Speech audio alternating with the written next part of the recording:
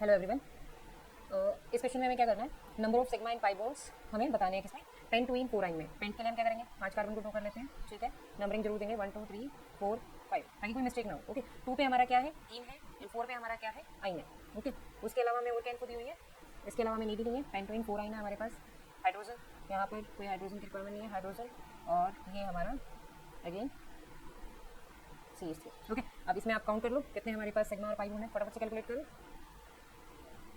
तो देखो हमारे पास क्या हो गया, 1 2 3 4 5 6 7 8 9 10 10 हमारे पास सिग्मा बॉन्ड्स हैं और 1 2 3 हमारे पास पाई बॉन्ड्स हैं। सो हमारा आंसर क्या हो गया, B, option B.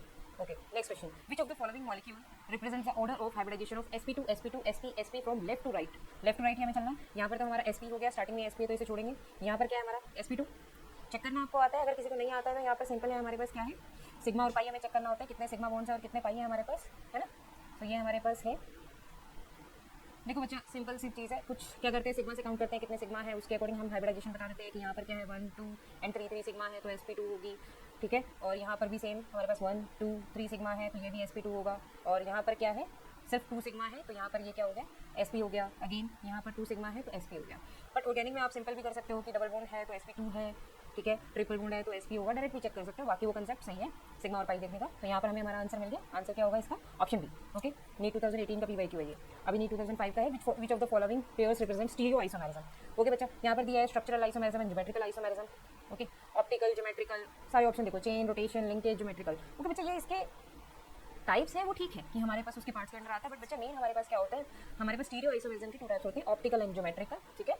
So that is our answer. Next, most stable carbocation हमें बताना है। सो बच्चा देखो यहाँ पर ये कार्बोकैटायन है, इस कार्बोकैटायन की आप डिग्री देखो, कितने कार्बन से अटैच्ड है, 2 से अटैच्ड है, ये क्या है 2 डिग्री है। यहाँ पर देखो इस कार्बन को देखो, ये हमारे पास सिर्फ एक कार्बन से अटैच है, 1 डिग्री है। यहाँ पर अगेन इस कार्बन को हम चेक करें 2 डिग्री है। यहाँ पर चेक करें तो ये क्या है 3 कार्बन से अटैच्ड, ठीक है। तो ये क्या हो गया 3 डिग्री कार्बोकैटायन हो गया। और बच्चा यहाँ पर और कोई हमारा इसमें वो लग नहीं रहा है फैक्टर कि हम किसी और चीज़ से देखें, तो हम यहाँ पर डायरेक्ट वैसे तो डिग्री के बेस पे आंसर कर सकते हैं, या फिर आप हाइपोकॉन्जुगेटिव स्ट्रक्चर देखना चाहो तो देख सकते हो। बिकॉज हमें नॉर्मल पता है कि टर्शियरी हमारे पास सबसे ज़्यादा स्टेबल होता है कार्बोकैटायन, फिर सेकेंडरी, फिर primary and then 0 degree. Okay, तो इसके बेसिस पे हम डायरेक्ट आंसर कर सकते हैं।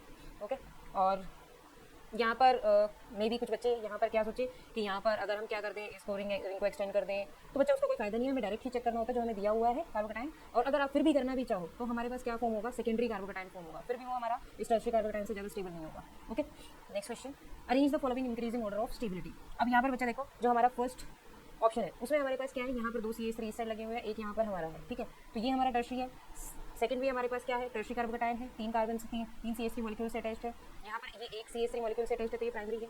यहाँ पर 2 CH3 मॉलिक्यूल से अटैच्ड है, सेकेंडरी हो गया। और लास्ट हमारा क्या है 0 डिग्री। ओके, तो अभी फर्स्ट सेकंड थर्ड को तो इजीली हम सेट कर सकते हैं, मेन हमारा कंपटीशन रह गया इन टर्शियरी में। तो यहाँ पर बच्चा आप हाइपर कॉन्जुगेटिव स्ट्रक्चर्स के अकॉर्डिंग कर सकते हो कि यहाँ पर हमारा 2 CH3 है तो 6 अल्फा हाइड्रोजन यहाँ से हो गए और 2 यहाँ से हो गए, तो टोटल हमारे पास 8 अल्फा हाइड्रोजन है। तो यहाँ पर क्या होगा 8 हाइपर कॉन्जुगेटिव स्ट्रक्चर्स फॉर्म होंगे। और यहाँ पर 3 CH3 मॉलिक्यूल है तो एक में हमारे पास 3 अल्फा हाइड्रोजन है, तो 3 में हमारे पास क्या हो जाएंगे 9 अल्फा हाइड्रोजन होंगे, तो 9 हाइपर कॉन्जुगेटिव स्ट्रक्चर्स बनेंगे। तो हमारे पास क्या होगा, ये वाला जो है ऑप्शन बी सबसे ज़्यादा स्टेबल होगा, ठीक है। और स्टेबिलिटी ऑर्डर भी अगर आप ड्रॉ करना चाहें, इंक्रीजिंग ऑर्डर ऑफ स्टेबिलिटी वैसे हमसे पूछा, तो यहाँ पर सबसे कम होगा हमारे पास ई, उसके बाद होगा हमारे पास ऑप्शन सी, फिर हमारे पास होगा डी एंड ए, और सबसे ज़्यादा स्ट्रॉन्गर होगा हमारे पास बी। सो ये होगा हमारे पास increasing order of stability of these carbocations. Okay, next question हमारे पास है, नीट 2010 और 11 दोनों में हमारा रिपीट हुआ है। तो यहाँ पर कुछ तो बच्चा यहाँ पर हमें क्या करना है, which of the following is most reactive toward electrophilic reagent. Electrophilic reagent पे अटैक करने वाले हैं ये कंपाउंड हमारे पास, तो ये क्या होगा, इट मीन्स ये न्यूक्लियोफाइल है। तो न्यूक्लियोफाइल इलेक्ट्रोफाइल पे अटैक करेगा, तो जो न्यूक्लियोफाइल स्ट्रॉन्गर होगा वही हमारे पास इलेक्ट्रोफाइल पे अटैक कर पाएगा। और न्यूक्लियोफाइल स्ट्रॉन्गर कब होगा, जब उसके पास क्या होगा, वो क्या होगा, इलेक्ट्रॉन रिच होगा, है ना, इलेक्ट्रॉन डेंसिटी उस पर हाई होगी। तो अभी हमें चेक करना है कि इनमें से कौन ज़्यादा इलेक्ट्रॉन रिच है, तो एक एक करके देखते हैं हमारे पास। ओके, ऑप्शन 1 में देखो बच्चा ये हाइपर कॉन्जुगेशन से इलेक्ट्रॉन डेंसिटी डोनेट करेगा, है ना, यहाँ पर भी सेम है या प्लस आई आप सोच सकते हो। सेकंड ऑप्शन में हम देखें ये हाइपर कॉन्जुगेशन है। ओके, फर्स्ट ऑफ ऑल बच्चे आप ये देखो, ये तो सब में सेम है ना, तो इससे हमें क्यों चेक करना है, इसको हम इग्नोर करते हैं क्योंकि ये सब में सेम है।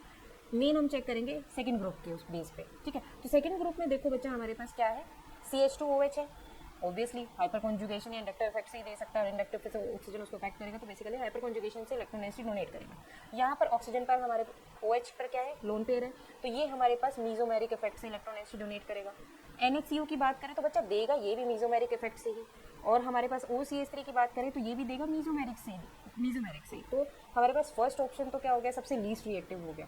अब बाकी तीनों में चेक करते हैं, अब इनमें हम किसके अकॉर्डिंग इनको डिफ्रेंशिएट कर पाएंगे। तो बच्चा देखो OH जो है, OH और NH में आप सोचोगे कि OH हमारा क्या है, मोर इलेक्ट्रोनेगेटिव है नाइट्रोजन से, तो ये क्या करेगा, ज़्यादा डोनेट करेगा, है ना, ज़्यादा अच्छा डोनर होगा। बट बच्चा ऐसा बिल्कुल नहीं है। माना ऑक्सीजन क्या है, ज़्यादा इलेक्ट्रोनेगेटिव है नाइट्रोजन से, तो इसे कम डोनेट करना चाहिए। बट बच्चा अगर आप इसको अच्छे से ओपन करके लिखोगे तो यहाँ पर हमारा ग्रुप अटैच है NHCO CH3, ठीक है। मैं इसको थोड़ा इस तरीके से लिख दे रही हूँ। तो यहाँ पर बच्चे बेसिकली क्या हो रही है, थोड़ा सा इसको और अच्छे से लिख लेते हैं ताकि आपको क्लियरली समझ आए कि एग्जैक्टली यहाँ हो क्या रहा है। ओके, सो एग्जैक्टली ये ग्रुप है हमारे पास। इसमें अब आप देखो बच्चा क्या हो रहा है, ये जो नाइट्रोजन है यहाँ पर हमारी रिंग है, ठीक है, ये हमारी रिंग है। अब ये क्या करेगा, रिंग को तो इलेक्ट्रॉन डेंसिटी डोनेट करेगा, साथ के साथ यहाँ पे हमारे पास इस कार्बोनाइल की तरफ भी इलेक्ट्रॉन डेंसिटी डोनेट करेगा। तो यहाँ पे 50-50% कर रहा है, 50-50% इलेक्ट्रॉन डेंसिटी डोनेट करेगा। तो हमारे पास क्या हो गया, डोनेशन हो रहा है, नो डाउट हो रहा है, बट 50% हो रहा है। लेकिन यहाँ पर क्या हो रहा है, 100% डोनेशन हो रहा है। तो ये सी हमारा इससे लेस होगा, ठीक है, तो ये इक्वल नहीं है। अब अगर हम बात करें OCH3 की, बच्चा देखो डोनेशन तो यहाँ पर नो डाउट 100% होगा, ठीक है, डोनेट करेगा।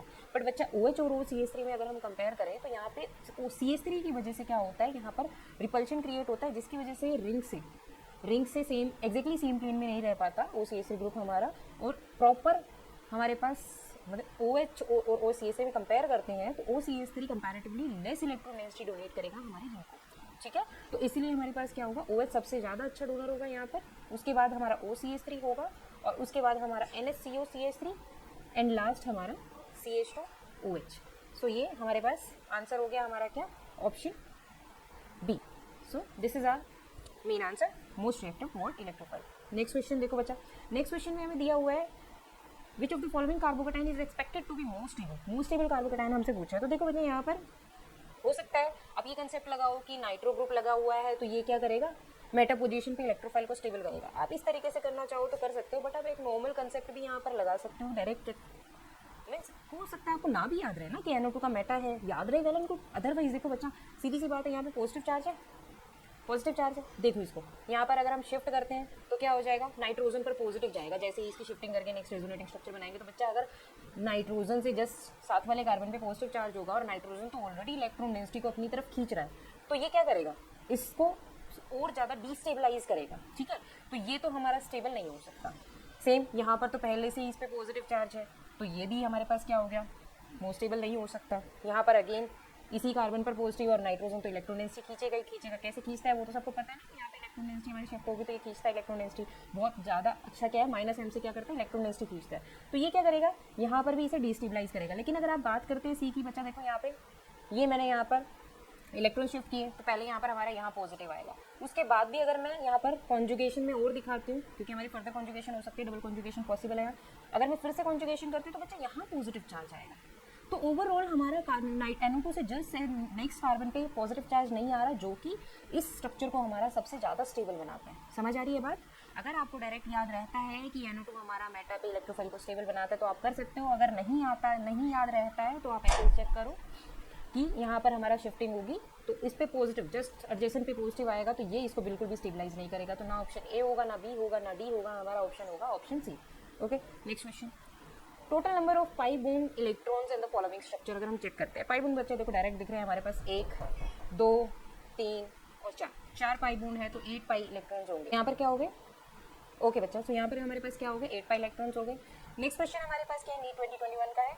तो करेक्ट स्ट्रक्चर बताना हमें 2,6 डाइमिथाइल डेक 4 इन का, 2,6 डाइमिथाइल डेक 4 इन का बताना है हमारे पास, ठीक है। देखो बच्चा पूरा स्ट्रक्चर बनाने तो मैं यहाँ नहीं बैठ रहा हूँ, आप डायरेक्ट देखो हमें दिया क्या हुआ है। ये बोल रहा है कि 4 पे इन है और हमारे पास क्या है 2 पोजीशन पे क्या लगा हुआ है, डाइमिथाइल है, ठीक है। स्टार्टिंग हम कहाँ से करेंगे, 4 पे इन देखना है हमें और 2 पर हम 2 और 6 पे हमारा डाइमिथाइल है। देखो चेक करते हैं डायरेक्ट 1 2 3 4 पे इन आ रहा है, ठीक है। और हमारे पास 4 5 6 पे हमारा ये अगेन मिथाइल आ गया, 2 और 6 पे आ गया, तो हमें तो आई थिंक मिल ही गया हमारा स्ट्रक्चर है ना, 5 6 7 8 9 10 आंसर भी होगा। फिर भी हम बाकी ऑप्शंस को देख लेते हैं। देखो हमारे पास क्या है, अगर आप बाकियों में जाते हैं ना तो क्या होता है बच्चा, 1 2 3 4 5 पे आ रहा है, पहले ही गलत हो गया। यहाँ से चेक करें तो ये तो बच्चा देखो 1 2 3 अगेन गलत हो गया, हमारा 4 पे इन है।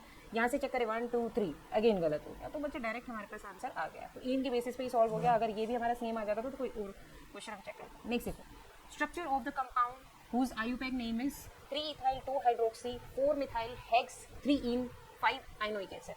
फिर से हम हमारा मेन तरीका अपनाते हैं। 5 पे आइन है और 3 पे इन है। ओके, 5 पे आइन है, 3 पे इन है, हेक्स है।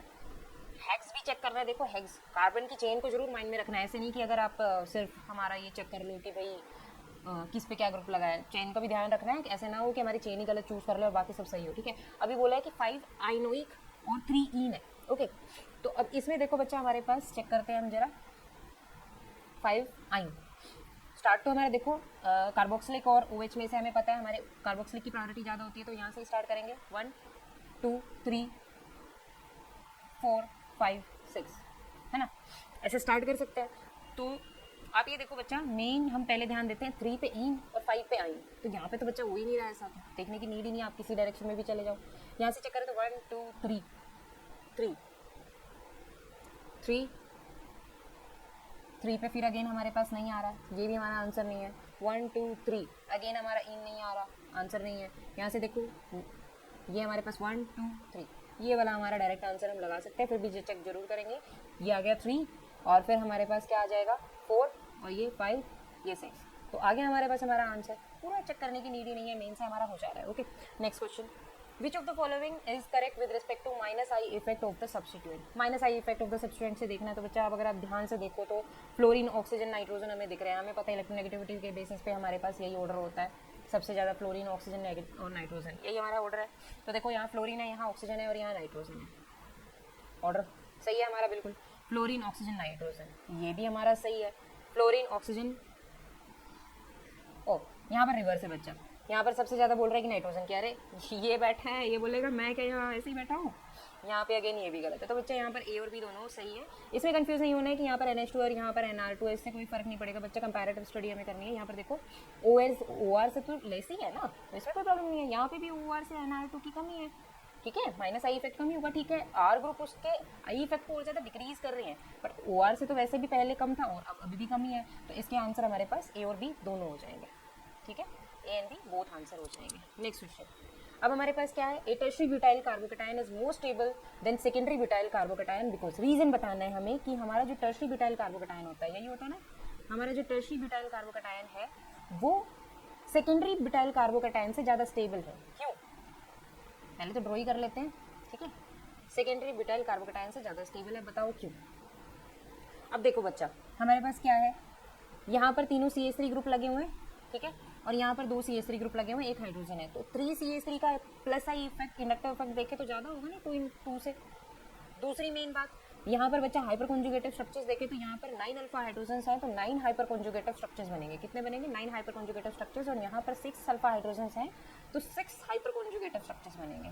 तो हमारा ऑब्वियसली ये क्या होगा, हाइपर कॉन्जुगेशन की वजह से क्या होगा, ज़्यादा स्टेबल होगा। ऑप्शन में आप देख सकते हो माइनस आई इफेक्ट की बात कर रहा है, CH3 का प्लस आई इफेक्ट होता है, प्लस आर होता ही नहीं हमारा, इनका इंडक्टिव इफेक्ट होता है, ना माइनस आर होता है, तो डायरेक्ट हमारा ऑप्शन हो गया hyper conjugation. Okay, thank you so much बच्चा, क्वेश्चन हमारे कंप्लीट हो गए हैं। अच्छे से रिवाइज करो, प्रैक्टिस करते रहो। Thank you so much for watching, मिलते हैं नेक्स्ट वीडियो में, तब तक के लिए बाय बाय।